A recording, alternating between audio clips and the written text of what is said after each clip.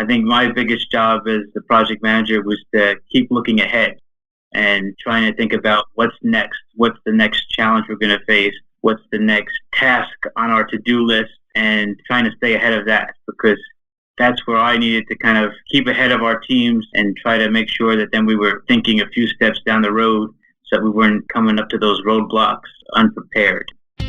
You're listening to Manage This. My name is Wendy Grounds, and with me in the studio is Bill Yates. This is the podcast about project management. We like to bring you stories about projects and the leadership lessons and the wise advice that you can hear from industry experts from all around the world who have carried out successful projects. And one of those stories is going to be brought to us today by our guest, Matt Cook. Matt is an integral part of the T&T Salvage team. He provides engineering, project management, planning, cost analysis, and operational support. He has been actively involved in large-scale salvage and emergency response operations in the US and abroad. He was on leadership of the T&T Salvage successful removal of the Golden Ray wreck. He was one of the two lead project managers on this project. And Bill's going to tell us a little bit about this fascinating project. Yes, the Golden Ray wreck. Let's talk about that. That's the largest wreck removal operation in United States history. On September 8, 2019, the Golden Ray capsized within the Port of Brunswick's harbor shortly after getting underway. The ship departed the dock in Brunswick shortly after midnight and had traveled only 23 minutes when she started to list. The serious listing caused the port to close immediately. The good news is all 23 crewmen on board survived, including the 3 engineers who were in the ship's engine room at the time of the incident. Now, the vessel, the Golden Ray, was carrying 4,200 brand new Kia and Hyundai cars that had been manufactured in Mexico. And they didn't survive. No, they did not survive. If you want a water-damaged Kia. Yeah. The incident was mentioned as related to a sudden loss of stability. So if you're wondering, how did this occur? It was a sudden loss of stability, possibly due to cargo stowage and incorrect water ballasting. There was a NTSB, National Transportation Safety Board report in August of 2021 that determined the cause of sinking to be a combination of factors, things like incorrect figures that had been entered in the ship's stability calculation program, which was used to determine the proper levels for ballast tanks, and there was no procedure to verify those calculations. This left the ship unstable, and as she made a sharp turn 23 minutes into her voyage, when exiting the channel, that's when trouble came up. To complicate things, when the ship heeled to port, the open portside pilot door allowed water to enter. Other watertight doors that were not properly closed also allowed flooding, so she capsized. That's really sad. We're going to add some videos into the transcript as well so that you can take a look at that. Yes, I do encourage folks to take a look. It is massive, and Matt will describe it a bit. Even just think about that many vehicles, 4,200 vehicles in a ship, and it's 200 meters long. So that's what 2 football fields for those in the United States. It's massive, right? And his team's job was to get rid of it. So let's get into the details with Matt. Hi, Matt. Welcome to Manage This. Thank you so much for joining us today. Thank you. I'm glad to be here. We want to find out a little bit about you before we talk about your project. I see that you are a project manager and a naval architect. Can you tie in a little bit of what a naval architect does and how that fits into project management? Sure. So naval architects are basically engineers for ships or anything floating on the water. So I went through an engineering degree, studied naval architecture at York Maritime College, and have gradually grown more into the project management side. Many naval architects deal with design of ships or smaller boats and vessels.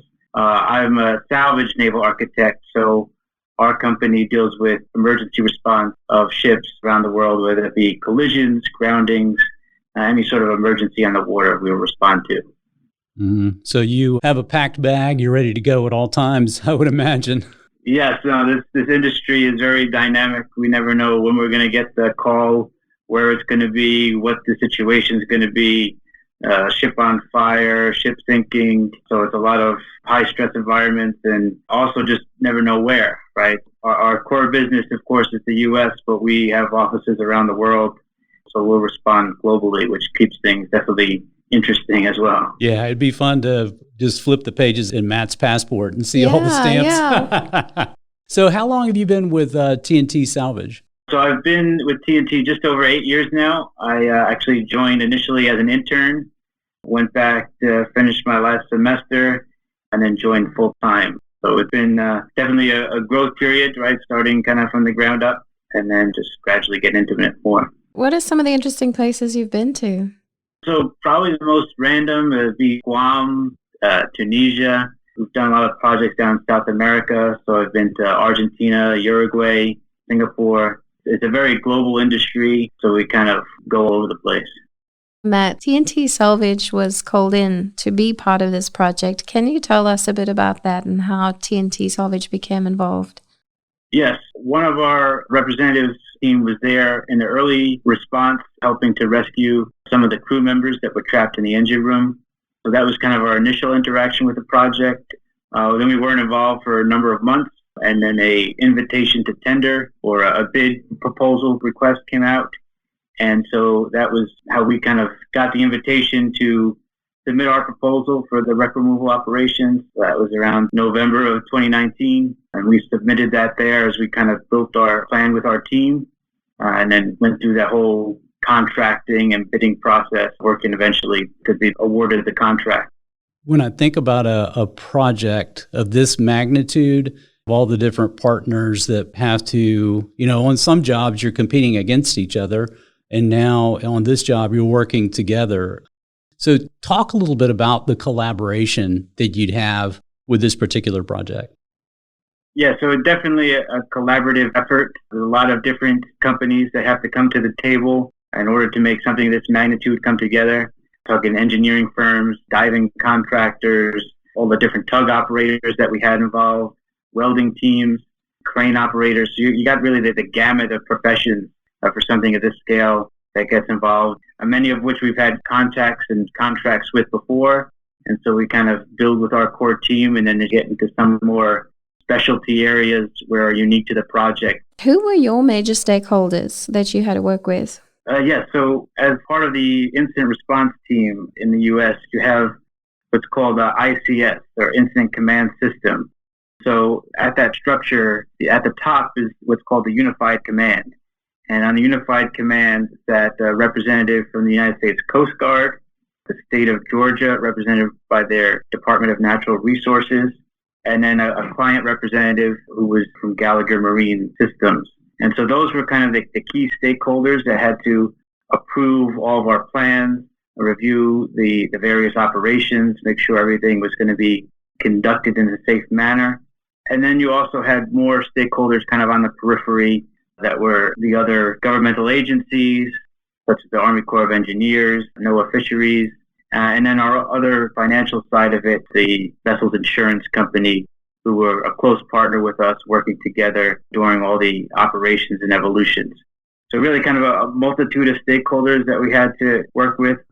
Sometimes we were all on the same page, and sometimes it took some communication to try to understand each other and everyone's viewpoints so that we could get to a good plan that met everyone's needs and look at the safety of the responders and the environment, which is really the key. Matt, I picked up on a key word that you said, and as we start to talk about the project plan, I can't help but point out or underline that you said evolutions, because this was a project where you had to start out with a plan and then make adjustments as you move forward. So talk about the original plan. What was the plan to remove the wreck? Yeah, so our proposal was based on what we call large section demolition, which basically involves cutting the wreck into 8 sections and then removing these pieces and taking them for scrap. So that's kind of quick and dirty in a nutshell. Of course, in order to do that, there's a lot of different aspects that had to take place in order to make that happen. We had to, of course, do all the engineering to make sure that everything would actually work out as we envisioned it. Had to do a lot of preparations on the wreck in terms of building the structure that would allow us to lift these massive pieces. There were environmental considerations, an environmental protection barrier that was built. So kind of a lot of different things that went into our plan. And overall, that plan as a whole didn't change. It's really the tactical aspects of how we went about doing those things that we had to continually adjust on a daily basis to be more efficient, to adapt to the various challenges that we had. So that kind of overarching plan for the project remained the same, and then the methodology, the type of chain, the forces that we used to do certain things, those are kind of what we had to then adapt and adjust as we went through the process. Just to give people a sense for that, so you have this huge ship. Give us an idea how long the ship is, and then talk about that chain and how that was used to do the cutting. Yeah, so the ship is 200 meters long. It's built in 2017, so it was in really good structure. It's a car carrier, right? So it has many decks with various types of car-type cargo. It had some trucks on board, various different types of vehicles, many of them new, which was a shame in that regard. And it was sitting on its side, right? So half of the ship was in the water, half of the ship was out of the water. At least with some of the structure exposed, it allowed us to do a lot more versus if we would be having to conduct all of our operations underwater, because diving operations become a lot more complex. So really, it was really big wreck there, and thankfully it was out of the channel, so it wasn't interfering with the flow of vessels coming into the Port of Brunswick, which would have presented a whole ton more challenges and really put a lot more pressure on the situation. What was your timeline on the project? So, of course, there's all the best plans. As soon as you start to come into some issues, things start to change there. Initially, we were picturing around a year or so to conduct all the operations. Back in January of 2020, we conducted all of our engineering and a lot of those preparations in terms of getting the wreck ready to be cut and be lifted. We executed that next stage of the contract in February of 2020. And then went through that continued period of preparation up until kind of a June timeline when we started to really get some COVID impacts on the project and started to approach hurricane season. We took a pause for about 2 months or so and then picked back up around September that year and then began cutting on the wreck in November of 2020 and completed all the cutting and lifting evolution in early September of 2021. So the actual cutting and lifting duration was about a year, and then kind of a year plus the pause prior to that. Just give a sense to the listeners as to how you were cutting it. You're not up there with a gigantic sawzall that you could pick up at Home Depot. How did you guys cut through this fairly new constructed ship?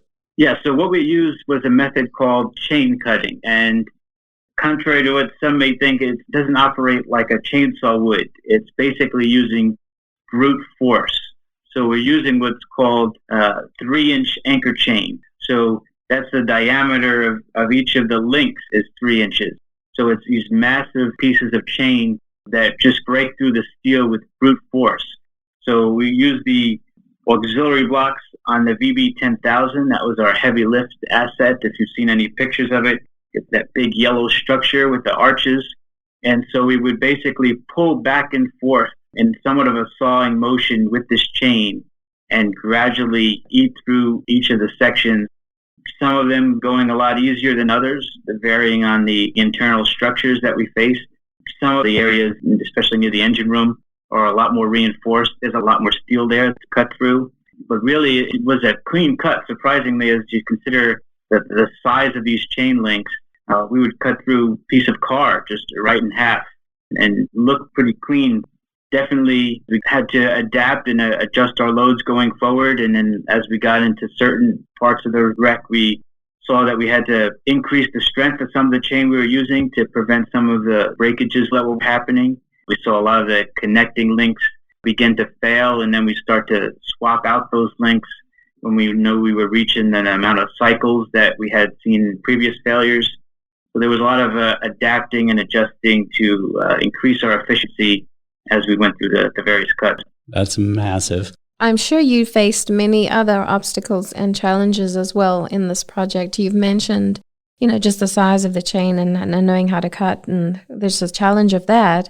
And you've mentioned COVID. Would you mind just going through some of the obstacles that you have faced and how you overcame these?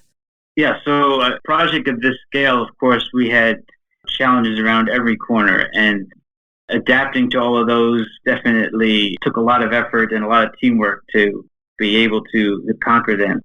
Of course, our core focus is to keep all of our responders safe. So I think that was really the first challenge, getting everyone to and from the wreck, getting everyone safely on top of the wreck when you had a 10-degree angle on top of the wreck, and making sure that everyone stayed safe up there.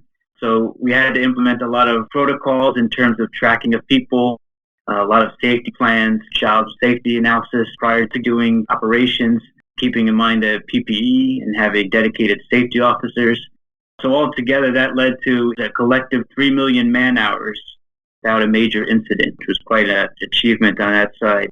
We were very proud of it in that regard. And then moving from the safety aspect, of course, this area in St. Simon Sound, prone to a lot of thunderstorms, which shut down operations here and there, and was really an area with extreme tidal fluctuations, which affect diving ops, affects moving some of our assets around.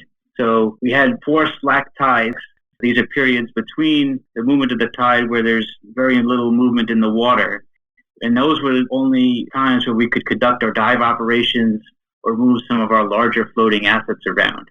So everything needed to be planned around these slack tide periods. That became an integral part in terms of our project planning, making sure we were making use of these slack tide changes. And then it was an 8-foot tidal difference. So when you had a low tide to high tide, you're talking an 8-foot difference. That had to be considered in the various mooring operations and then whatever structures we were installing on the wreck, that we could make use of those even with tidal change. We faced a very busy hurricane season in 2020, and that was something that we had to stay ahead of, making sure all the assets and people stayed safe. Of course, the environment and protecting it is such a sensitive area there. So we installed this environmental protection barrier, which was a tiered system consisting of mesh that would prevent large floating debris like cars from going out into the sound. Had a HDPE floating pipe that would help collect some of the floating debris, followed by a containment ocean boom to contain any floating hydrocarbons in that area so that they could be picked up. So that pollution, of course, and mitigating that was the key aspect that was made clear to us very early on, and something we tried to incorporate in all of our operations. And then, of course, you touched on COVID. So that was really probably the most unexpected challenge that we faced. Everything else, we knew we were going to face it, maybe to different magnitudes, but COVID definitely took everybody by surprise. And we continued on in the early months of COVID, implementing some protocols, temperature checks, and then gradually, as we started to get further into it, began to have bigger impacts and saw that bigger mitigation measure was needed, which part of why we went into that pause period was to implement this COVID mitigation protocol. We lucked out that there was a facility nearby, a retreat center that we were able to work with and contract. And so all of our people that were working offshore, we put in this tier called Tier 1, and they had to do a mandatory 14-day quarantine, cut out from the outside world, no interaction, everything provided for them there, and then do their rotation inside what we called the bubble, where they would continue to be isolated from the outside world. And we provide them food in there, housing, runners to pick up items from Target or other places for them. And they did their rotation in there for 75 days plus, some people staying in quite long. And altogether, for that tier of people, we had no COVID impacts in that tier with that mitigation measure in place. Our other teams that had to be interacting with our other contractors and other sort of vendors and stuff like that, we had some impacts, but some of us can continue to work even if we were in quarantine from a computer behind a desk. So did our best to mitigate that, and overall really kept us on track to keep those critical offshore teams safe from COVID. Matt, this is so rich. I've got to highlight again that you mentioned you guys had 3 million man hours without a safety incident. That blows me away when I look at the pictures of this project. That is so impressive that you guys reached that goal and that feat. It kind of leads me to the next question, which is, when I think about all these obstacles that you had to overcome and these different constraints that you had, hurricanes, COVID, tidal changes every day, How do you begin to do risk management? Thinking about standard risk management, it's almost like you have to take a tiered approach even in risk management. Can you talk us through some of the strategy that you used? Yeah, so it was something that really started in the bidding process where we had to work to analyze all of our risks and present them as part of our proposal. And so that was kind of the first stage at it, to kind of identify those and work through some mitigations as best we could. And then really looking at it as we started to get into the operations. Having a strong safety team was key, working with the various stakeholders. So it wasn't just that our eyes were on site. We were working together with the Coast Guard, with the Gallagher Marine Systems, with the state of Georgia, to make sure that they were also giving us input as to things that could be adjusted or improved from that safety aspect. And so that definitely helped add into it. And in each of our project teams, I would say, you can envision the different categories of people, whether it be the engineering team, our key leaders out in the field, our salvage masters, and the dive teams. So each of them kind of also had a hat on in terms of that mitigation, where that they were mitigating the risks for their teams and people, working with the overall safety team and working to address any things that come up, adapt to any changes. The clients had representatives on site as well who would give us some input. So it was definitely a team effort that helped to mitigate that, and a continually adaptive approach as we saw new issues or new things arise. At the beginning, it was a lot of welding and diving, and then you're kind of switching gears into more cutting operations, and each time was new operations and new risks that had to be mitigated. So it's just kind of continually to stay abreast and listen to people. That's really, I think, a key aspect. You never know where a good idea or input or critical piece of information that you're going to need may come from. So you got to be listening to the various people on your teams. A lot of times someone will spot something that maybe not everyone else is thinking about. Looking at the human aspect of this and your role as a project manager, I'm sure that there was a lot of time that the team was just feeling fatigued and facing all the obstacles, particularly when COVID hit and there was just the unknown factor of what was going on there. How did you keep your team motivated? Yeah, so that I would say that was definitely one of the biggest challenges. It's really a difficult industry to be in, but a lot of the people that we had engaged in the project have been doing this for many years, and they're used to these kind of intense, high-stress environments. So we did a 12-hour on, 12-hour off rotation as best we could. Some days went a little bit longer than that. Had 2 salvage masters out there so that they could support each other and make some of those hard decisions together. And then the COVID aspect definitely made it difficult because we extended a lot of our crew rotations that probably would have been shorter because of all the mitigating protocols that we had in place. I would say for some, that 14-day quarantine period was sort of almost like a forced rest period because they would get some time at home. But even when you go home, right, from a long rotation or something, you got your own chores and issues and things to deal with at home, that it's not always the most stressful period. So I think somewhat of that 14 days kind of forced people to unplug a bit and recuperate prior to going into their rotation. So I think that kind of helped as well. As the project manager, what kept you up at night? It really was curveball after curveball with a lot of different things. So I don't see that there was one particular thing that kept me up. You were just being kept up constantly. Yeah, there's always something coming up, especially it always would seem like it's heading into the evening hours when something's happening. I know a few times when I was going on my rotation where the day I was leaving, the chain would break or something catastrophic would happen.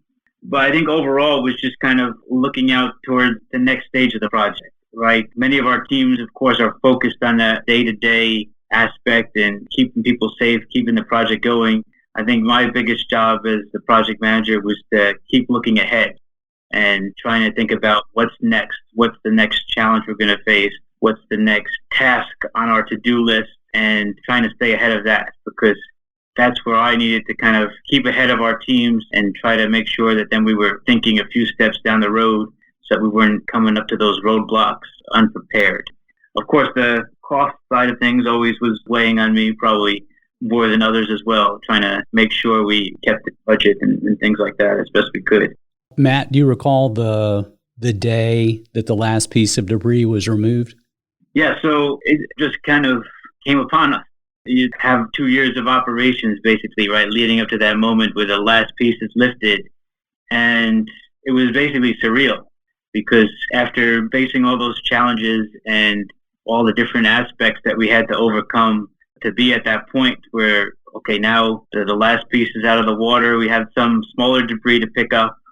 It really just was a great feeling, honestly, and a big burden lifted off all of our backs. Very surreal, I would say. Great accomplishment, but we still knew, of course, we had continued work to do in terms of mitigation to get the environment back to the standing it was before. A lot of smaller debris, rock, and things that had to be picked up, which continued on for several months after the last piece was lifted. But I think some of the most relief, I would say, came after the first piece was lifted, because we saw proof of our methodology. Even though things had taken so long to get to that point, we knew that once we got that first piece out, that it was going to be able to take place. It was just a matter of time and working through that. So I think that was really the first moment where we could say, okay, we're on the right track. We're doing what we need to do. We can make some adjustments to increase efficiency. But that was kind of, I think, the first moment of relief we faced. I get that. Yeah, that makes a lot of sense. One question I have is, where was this all taken to? Where did you take the parts of the ship as you removed them? Yeah, so we had 8 sections. 6 of the 8 sections went to Gibson, Louisiana, Mars Recycling. So those were taken down on barge sections to be processed down there. And then 2 of the mid-body pieces, the center pieces of the wreck, we had too much structural concerns to be able to consider a full ocean transit down from Brunswick all the way around coast of Florida to Gibson. So those 2 pieces were processed on site in a facility that we had established there in coordination with the local authorities to be able to get those 2 pieces processed. And then once into smaller pieces, that steel also made its way down to Gibson for further processing. But a lot of steel and a lot of man hours and time in terms of reducing it from those big pieces we placed on the barge to smaller pieces that, who knows, may come in your next razor that you buy. Right.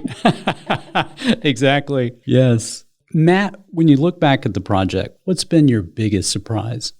So we had a lot of surprises here and there. I think the real surprise was just how long everything would take, and that we had to always be looking to stay ahead, and how difficult it could be at sometimes to kind of stay in that positive lane, right? You're facing all these different challenges and curveballs, and definitely overwhelming at times. And to just be able to sometimes take a step back and see that, okay, things are progressing and we're working towards that goal. I get it. I've been on projects before, nothing this tangible, but projects that just seemed like anything that could delay our schedule would happen. And you have to fight project depression in that. That's just the reality of it. It makes me think back to that incredible relief you guys must have felt when the first of 8 pieces, actually, you cut through it and you were able to remove it. That must have given the team a sense of, okay, this is going to work. It may take longer than we think, but it'll work. Yes, exactly. And I think the whole COVID thing kind of just threw us for a loop, because we talked about the early days of that hitting the U.S. and it was really a big unknown. How long is this going to last? What is this going to mean? At the time, it began to impact all the various aspects, right? Supply chain, or external shipyards that were doing some fabrication for us, and just not knowing when or if things would get back to normal. And you had people who were also afraid for their families and wanting to be with them during that difficult time. That really was a big curveball that came to us as we were a few months into it, but into it enough where we had to keep the path and keep going and try to adapt and overcome as best we could. I am so grateful to you guys for what you've done. It's definitely looking a lot better down there. So if our listeners want to find out more about this project, how can they hear a bit more about what you've been doing? Yes, everyone could email me. mcook is my email at ttsalvage.com. Of course, a lot of articles and videos out there on the web about this project. We had a few episodes on the Weather Channel, so you may catch a glimpse of us on there. Deepwater Salvage, so that was definitely interesting to allow them to get a first-hand look with some cool footage and stuff of the response efforts. Matt, thanks so much for your time, and I feel like I've kind of walked through the project with you to a degree now. I have a much better sense for the big picture of it and also a bit of the daily grind. And I say that with no pun intended, but it really is to think about all the planning that went into it and then the approach you're taking and then the hurricane season and COVID and the uncertainty. It's unreal to think about all the challenges that you guys face. So it's a remarkable, largest salvage project in the U.S. So congratulations on that and being a part of it. Thank you for sharing this with us. Thank you. Appreciate it and appreciate you having me. Great to share some insight into it. I mean, I think everyone sees the different pictures of it and it's hard to then envision, I think, what's happening really behind the scenes and all the different people and even things that I didn't even get to touch on, right? You've got all that behind the scenes teams, the logistics teams, the accounting teams, everybody that has to be working together in order to make it successful. It's by no means a one-man operation. It's all the hard work of everyone coming together and working as a team to be able to get everything accomplished. That's it for us here on Manage This. Thank you for joining us. You can visit us at velociteach.com where you can subscribe to this podcast and see a complete transcript of the show. You just earned your free PDUs by listening to this podcast. To claim them, go to velociteach.com, choose Manage This Podcast from the top of the page. Click the button that says Claim PDUs and click through the steps. Until next time, keep calm and manage this.